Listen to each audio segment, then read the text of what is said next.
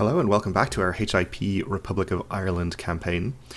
In our last episode we managed to put down the revolt from the Tradition faction and imprison all of the leaders there, which was actually maybe kind of a blessing because it gave us reason to revoke the city of Clondalkin in our capital county here, which is really powerful because now we have 3 cities in this county as well as our republic holding our family holding. I really should find out what this thing is actually called so I can refer to it by its name. But anyway, that means that our steward will be applying his income bonus to 4 different holdings, the 3 cities and the thing, which is great. Though our income from these actually seems pretty low at the moment for whatever reason. Maybe something needs to recalculate. Let me have a look here and check into this. I guess our different culture in Dublin is actually reducing our income slightly, but most of it is because it was looted. I guess our enemies sieged the holding here, or sieged something in the county during the war, so we'll recover eventually. For now our income's a bit down, but we should see it rising up pretty substantially. Our council is still in discontent until December, so only a couple of months. We can introduce our heir to the realm, as well as go into hiding because we're paranoid. See this. Yeah, so this is our leprous son, who is also a genius. I guess we shouldn't probably introduce him to our vassals in case they catch some kind of terrible disease.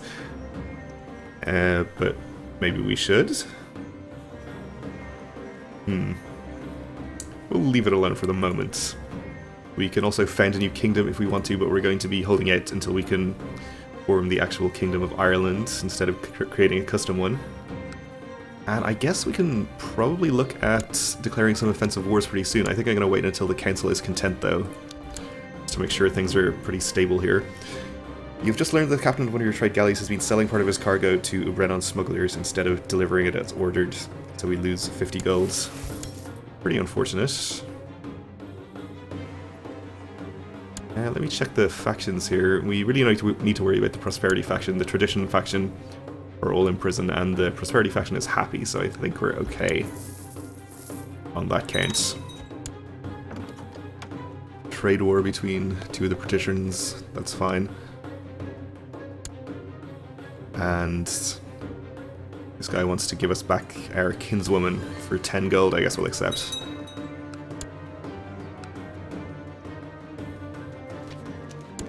Populace embraces your culture. Okay, well, as soon as I mentioned that, Dublin has switched back to Gaelic, or switched to Gaelic, which, if nothing else, reduces or removes the 5% penalty on our income there. The world is a dangerous place and devious plots are everywhere. Rumors have reached you that people are conspiring to kill you. No, Donal, you're just paranoid. No one is trying to kill you.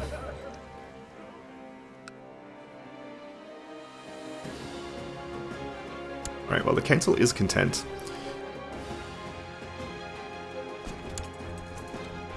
Our domain levy is pretty depleted right now, though, so maybe we can wait a little while longer. And we certainly can't really afford to hire mercenaries. If there's a weak target that we could attack, that might be okay. I don't think Tara here would be a good idea, though. For example, though we do have CBs against them. We have a claim on the kingdom title, though it's only a titular title, so I don't think that's really worth doing. We can seize Cork with our Republic CB. We will have Iceland on our side, of course. Would be worth considering. I'm more inclined to attack Connacht, though. We should have a CB to seize Galway. Or ourselves, I believe. This is our trade post, right? Yes. We wouldn't really want to keep it, though, since we're at 5 of 5 already on our domain.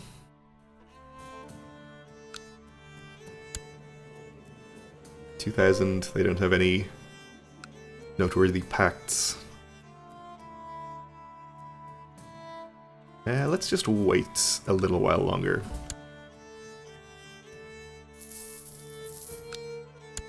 I guess she's also a potential target, so we would be able to seize Tyrone. She's weaker, actually.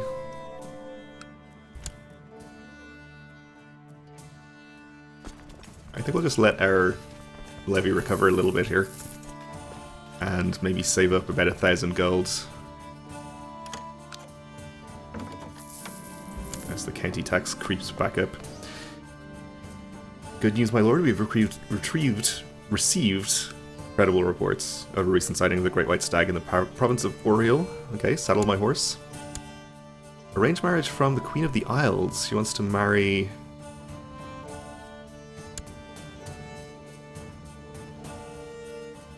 her son, okay, to my kinswoman. I'll accept, I suppose.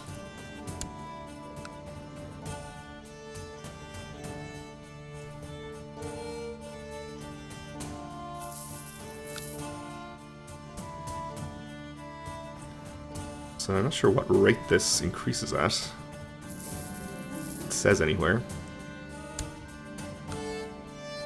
But we've gathered our followers and our hunting dogs, and we're off to hunt the Great White Stag, okay.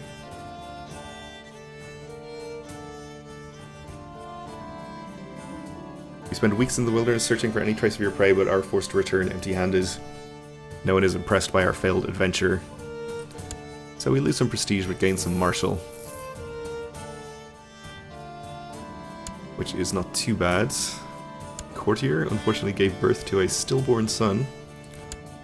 No genius dynasty members there yet.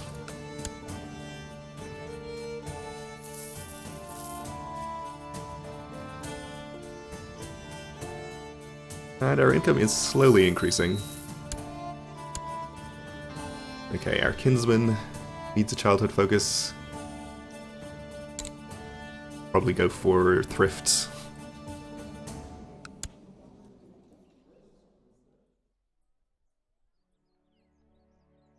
I don't think creating any of these duchy titles would give us any...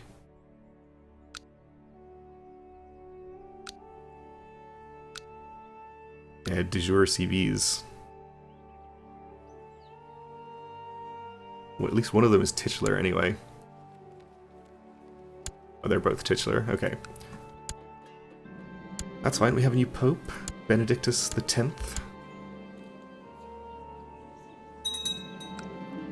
While making my way to a nearby village, I pass by a peasant relieving himself in a nearby field. He notices me and waves hello while he's still relieving himself. We can wave back, which is awkward. Or we can walk away, which is also awkward. We'll try to become gregarious, I think. We did not. The Old West African Reformation. The ancient Old West African religion is proving unable to withstand the onslaught of the Cross and the Moon rather than abandoning the old ways. Captain Kana of the Gannon Band and the most powerful priests have decided to reform the Old West African faith. With codified rites, a holy scripture, and a strict church hierarchy. Under a single leader, they hope that the reformed Old West African faith is better armed to fight back against the weak and effeminate foreign beliefs. Okay, well, that's not actually that impressive. I don't know if I've actually mentioned this in the videos, but I'm playing with the lighter version of the SWMH map mod, the somewhat more historical mod, which removes some of the provinces, I think, down here in Africa, and some of the ones over here in India, because they're so distant from us that they're probably not likely to affect us much in any way. Is it you? But I guess whoever that was has managed to collect the relevant holy sites, if they still exist, and reform the religion. Let's check out the religion. There's pagans over here, but I don't think they would show as pagans on the map.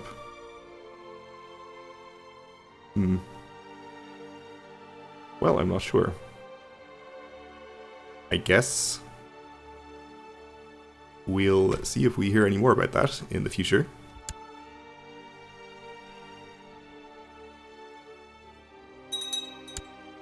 We are now known as the Wise, okay.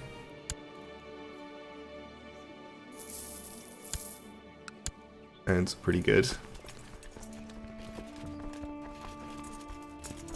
Our domain troops are slowly recovering.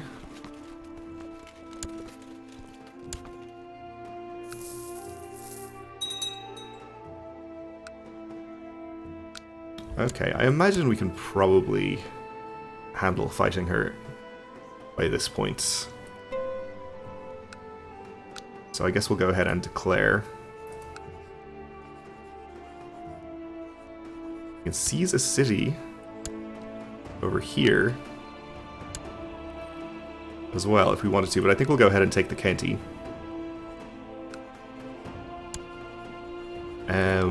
Will we though? Do we... We don't own the city, this is our Lord Mayor here, so we'd be giving the county to him, effectively. The trade post, I guess, also belongs to him, though, so we're making him more powerful either way. I guess that's fine.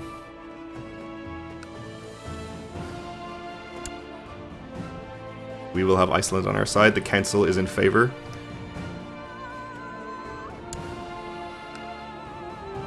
Barring one dissenter.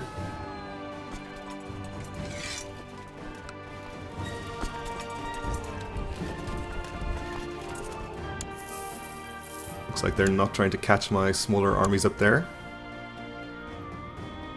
which is good news. Tyrone is probably hills, is that right? Yes. I think we can afford to attack them into the hills, though. Let's not be leading troops, though.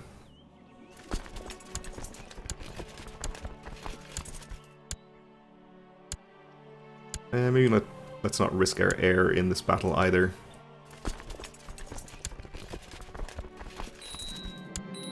Oh, word has reached me that an ambitious adventurer, Count Renaud, is gathering men for some sort of attack on my territory. Okay. It's down here in France. I do think of assassins.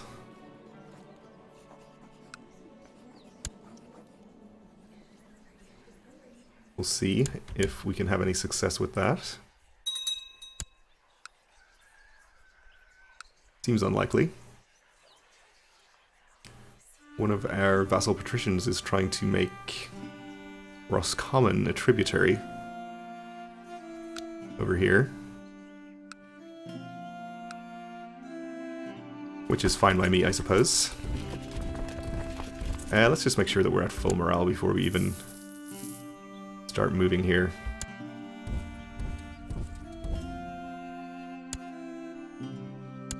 And I guess, actually, we should make sure that we try to avoid a river crossing if we're going to have to accept the hills anyway. But we are already, okay. Seems like it's going just fine.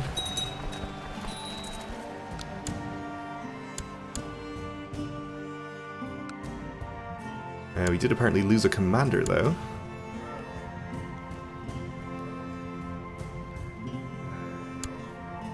We'll appoint this patrician.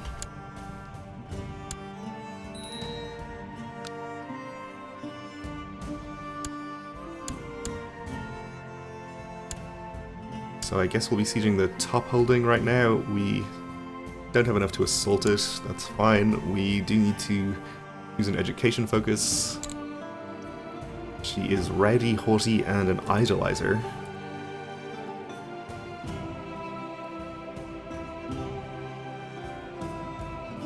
I guess learning is probably the best choice there, then. Fair enough.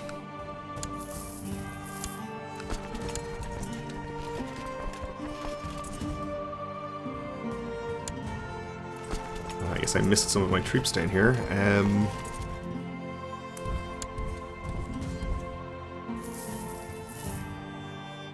I think Iceland has landed an army down here as well, which I do appreciate. I guess these troops probably aren't going to make much of a difference, but we may as well bring them up anyway. Land them right on top because we control the city.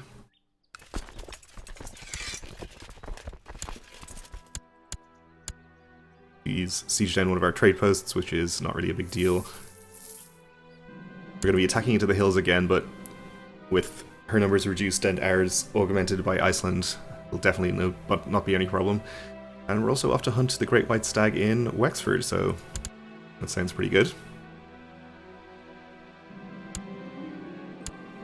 Our nephew and designated heir expresses his wish to have a seat on the council. His contribution to the realm is significant and his military strength is not to be ignored, so including him in the council may eliminate a potential future threat.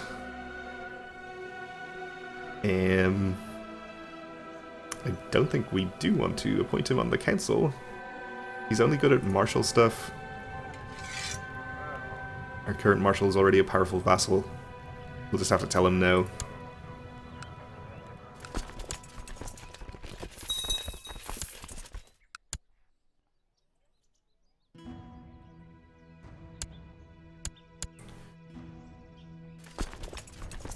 Alright, I think we'll go fight her army and then come back here. Siege the remaining holding. Maybe this time we'll catch the Great White Stag as well. Actually got us to 99% there. Fruitlessly scouring the countryside, you come upon a small cottage in the wilds. As you knock, a beautiful young woman opens. She pauses, then gives you a warm, inviting look and says, "It's very lonely out here. I wonder if you will stay the night." We can say, of course. I mean, we're chaste, so probably if we were to roleplay this, we would decline her invitation.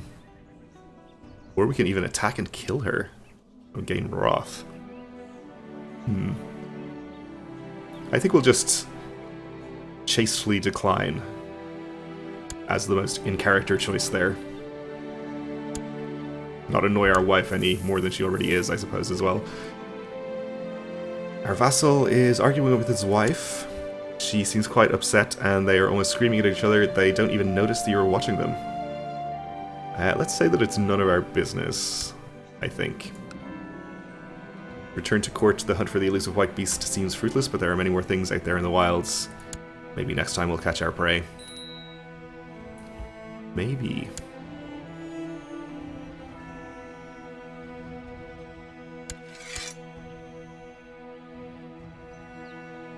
So we are going to need to do another siege here to win, because we're capped at 75% from battles.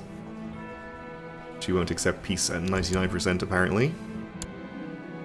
The dock workers handling the loading and unloading of your ships have become quite efficient at their work. Disembarked crews are complaining that they have barely enough time to get drunk in Dublin before their galleys are ready to set sail again.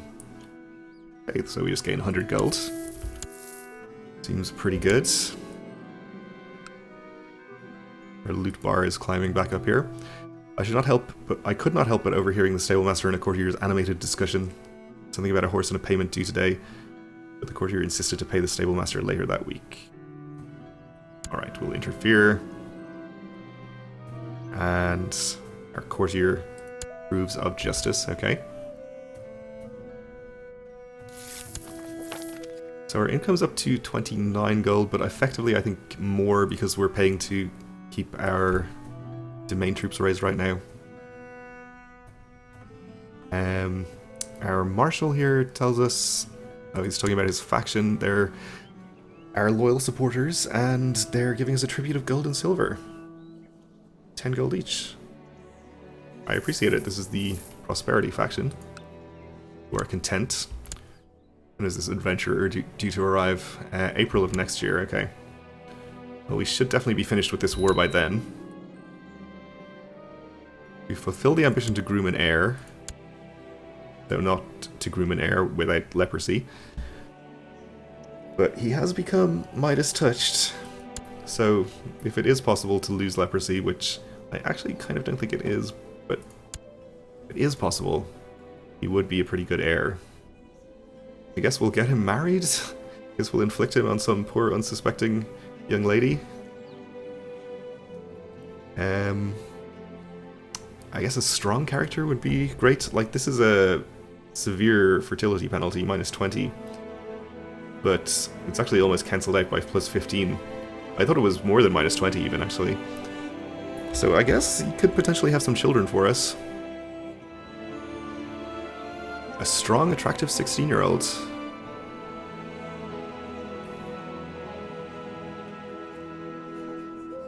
Sounds pretty good.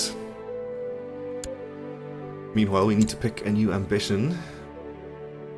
Change a province's culture. I guess we still have some non-Gaelic provinces, thanks to some lingering Scandinavian influence there, which I don't think we care about these ones. Even the minus 5% income bonus from this wasn't really that significant. Let's see what else we can do. Have 5 children. Well, I don't know if that's too likely at our age. Or assemble a great council. I don't think that's particularly likely either. May as well try to change a province's culture then. Could gain some stewardship.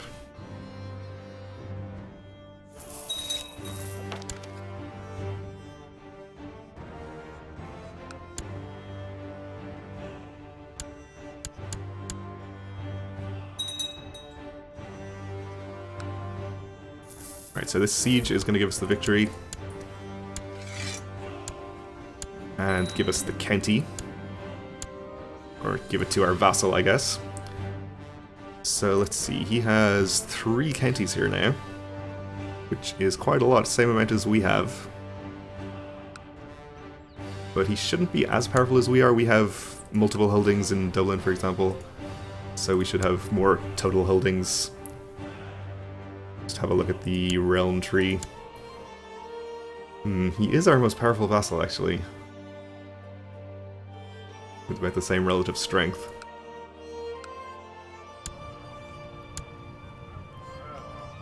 And I guess he got unappointed as our marshal as well, so I think we'll just appoint him back, even though we have better candidates. We do need to keep him happy.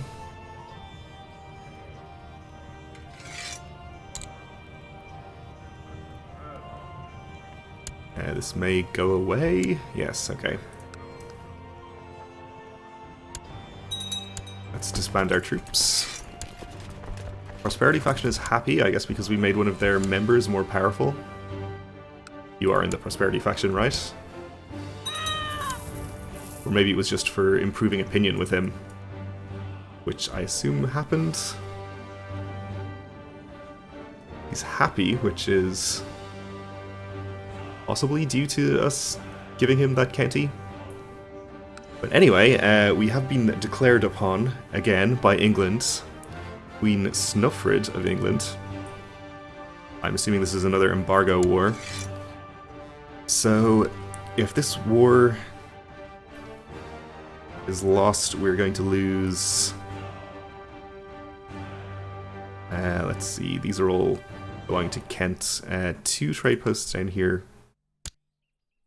Both of which are ours. This one's in Wales. That doesn't count for anything. This one is also ours, so we'd lose 3 trade posts, which would be an annoyance. So, let's see then. How about 7k, which is a reasonable amount, but not huge.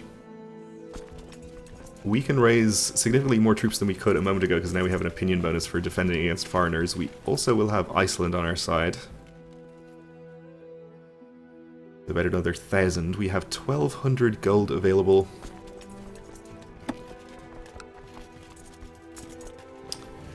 And we can support a mercenary band basically indefinitely.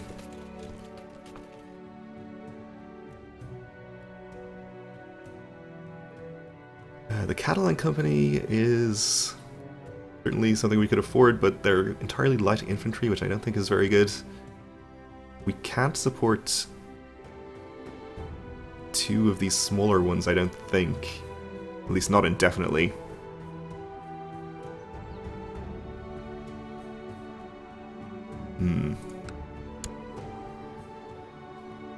Wonder if we can look for an alliance. You're already giving us our alliance with Iceland. You are not married currently.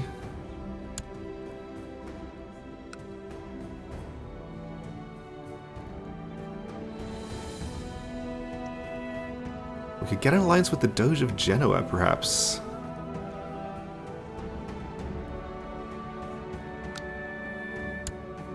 who has 3,000, which is not a huge amount. It could be significant enough. Princess of Scotland, that could actually be a lot more helpful. Or Norway.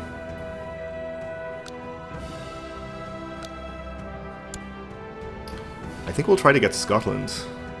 Scotland is also married to France. We shouldn't forget as well that we have the Adventurer arriving in April of next year.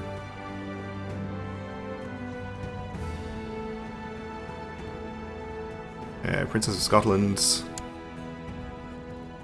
Arranged betrothal.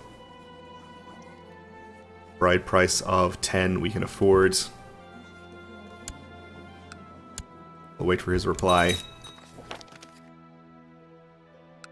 And we should be able to upgrade this into an alliance. Okay, he will accept.